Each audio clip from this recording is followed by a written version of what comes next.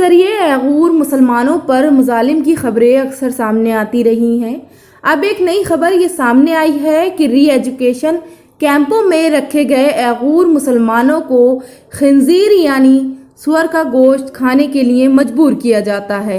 حیرت کی بات یہ ہے کہ خنزیر کا یہ گوشت ایغور مسلمانوں کو جمعے کے دن کھلایا جاتا ہے، کیوں نہ کہ اسلام میں جمعہ ایک خاص اہمیت کا حامل دن ہے۔ خنزیر کا گوشت مسلمانوں کے لیے حرام ہے اور جمعے کے دن کیمپوں میں رکھے گئے ایغور مسلمانوں کو جبراً اسے کھلایا جاتا ہے، گویا کہ حرام کام کرنے پر مجبور کیا جاتا ہے۔ ان باتوں کا انکشاف سراغل سوتبے نامی خواتین نے کیا ہے جو چینی حکومت کے ان مظالم کا شکار بن چکی ہیں۔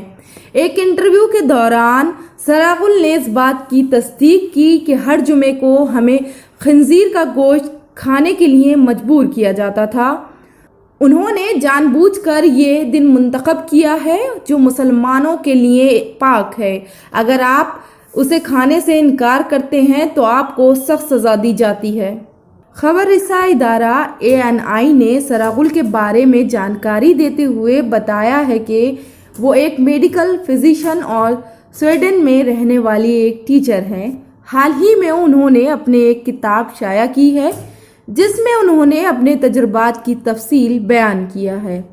سراغل بتاتی ہیں کہ مجھے لگ رہا تھا جیسے میں ایک الگ انسان ہوں، میرے چاروں طرف صرف مایوسی تھی۔ یہ قبول کرنا حقیقی معنوں میں بہت مشکل تھا۔ ایغور مسلمانوں کے طیچین کے اس رویے کا شکار ہوئی ایک دیگر خواتین نے بھی اپنا تجربہ بیان کیا اور خنزیر کا گوشت کھانے والی بات کی تصدیق کی۔ ایغور کی تاجر جمریت داؤد بتاتی ہیں کہ افسران نے ان کے پاکستان سے تعلق ہونے پر سوال اٹھائے، جو کہ ان کے شوہر کا مادر وطن ہے۔ افسران نے ان سے پوچھ تاچھ کی کہ ان کے کتنے بچے ہیں اور انہوں نے مذہب کا مطالعہ کیا ہے یا نہیں۔ یہ پوچھ تاچھ 2 مہینے تک چلی۔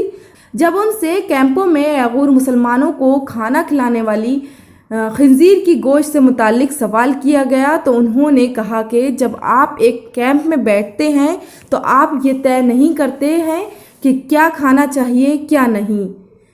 زندہ رہنے کے لیے جو ہمیں دیا جائے گا وہی گوشت ہمیں کھانا ہوگا۔